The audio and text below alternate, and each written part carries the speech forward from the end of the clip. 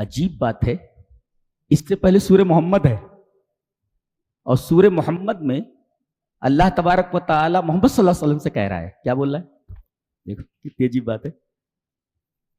فَعْلَمْ أَنَّهُ لَا إِلَهَ إِلَّا اللَّهُ وَاسْتَغْفِرْ لِذَنبِكَ. جی آپ جان لیجئے، آپ تعلیم حاصل کیجئے، علم حاصل کیجئے لا الہ الا اللہ کا، یعنی توحید کا علم حاصل کیجئے پہلے. وَاسْتَغْفِرْ لِذَنبِكَ، اور اپنے گناہوں کی معافی مانگیے. جی اپنے گناہ کی معافی مانگیے. یہاں کہا گیا کہ اپنے گناہ کی معافی مانگیے، اور یہاں کہا جا رہا ہے اِنَّا فَتَحْنَا لَكَ فَتْحًا مُبِينًا لِيَغْفِرَ لَكَ اللَّهُ مَا تَقَدَّمَ مِن ذَنبِكَ وَمَا تَأَخَّرَ. آپ کے اگلے پچھلے گناہ معاف کر دیے گئے. یعنی یہاں کہا گیا کہ آپ اپنے گناہوں سے اللہ سے اپنے گناہوں کے لیے مغفرت طلب کیجئے، اور یہاں مغفرت طلبی کی بات ہے، اور یہاں وقوع مغفرت ہے کہ اللہ نے معاف کر دیا آپ کو. جی سوال، کیا نبی گناہ کر سکتا ہے؟ جی نہیں، جی نہیں، اس سے ذنب نہیں ہوتا. تو یہ ذنب کیوں کہا گیا؟ اس میں نبی کی توہین نہیں ہے، بلکہ نبی کی عظمت بیان کی گئی ہے کہ نبی اگر ترک اولا کرتا ہے تو ترک اولا بھی اس کے لیے ذنب ہے. اللہ اکبر. جی ترک اولا کو ذنب کہا گیا ہے، یعنی ایک ہے افضل چیز اور ایک ہے اس سے کم درجے کی. جی ایک ہے اچھی اور ایک ہے بہت اچھی.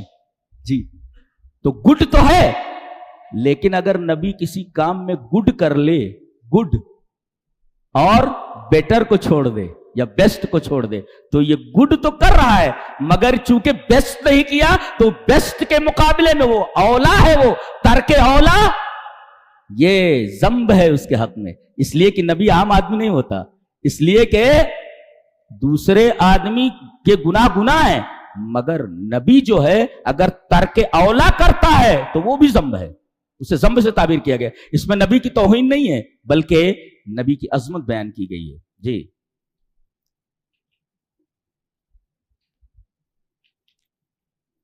اچھا، یہ ہم نے آپ کو فتح مبین دیا.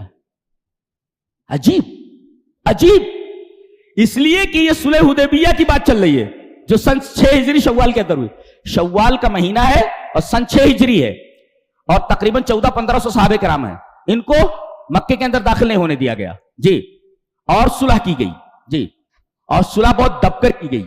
حضرت عمر نے کہا اے اللہ کے رسول، کیا آپ اللہ کے نبی نہیں ہیں؟ یہ بولنے لگے. اللہ کے رسول نے کہا بالکل ہے، کیا بات ہے؟ کہا کہ اتنا دب کر کیوں صلح کر رہے ہیں؟ ہماری تلواریں زنگالو تھوڑی ہیں، حکم دیجئے. اتنا دب کر صلح کرنے کی کیا ضرورت ہے؟ ایسا بول رہے ہو. دب کر صلح کرنے کی کیا ضرورت ہے؟ ہماری تلواروں کو زنگ تو نہیں لگا ہے نا. کون کہہ رہے ہیں؟ حضرت عمر. اللہ تبارک تعالیٰ نے کیسے کیسے لوگوں کو نبی کریم صلی اللہ علیہ وسلم کے ارد گرد جمع کر دیا تھا. جی اسلام کے خلاف کوئی بات سننے کے لیے تیار نہیں تھے وہ لوگ. نبی کہہ رہے کہ صلح کر لی جائے، حضرت عمر کہہ رہے کیوں صلح کر لی جائے؟ ہماری تلواروں میں زنگ تھوڑی لگا ہے، دب کر صلح کیوں کی جا رہی ہے؟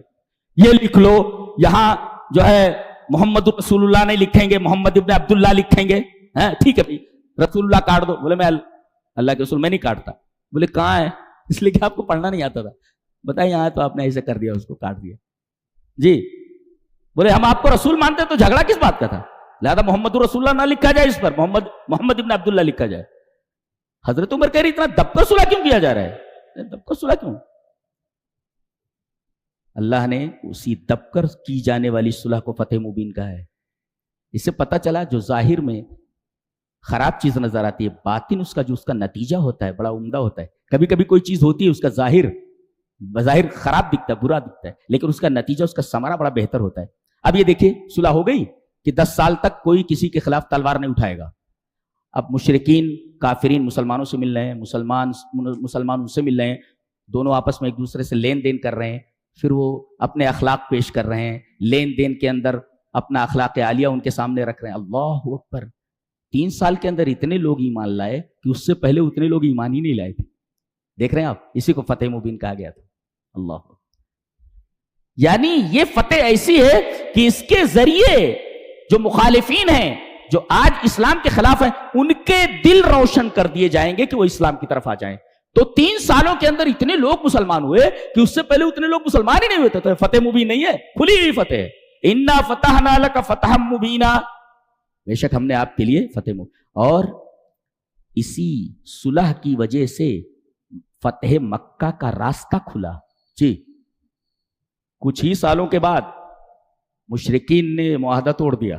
جی, اور اس معاہدہ توڑنے کی وجہ سے نبی نے کہا کہ حملہ کر دیا جائے, فتح مکہ جو ہے مکہ کے اوپر حملہ کر دیا جائے, مکہ کو فتح کر لیا جائے. گویا کہ یہ فتح مبین سبب ہے فتح مکہ کی.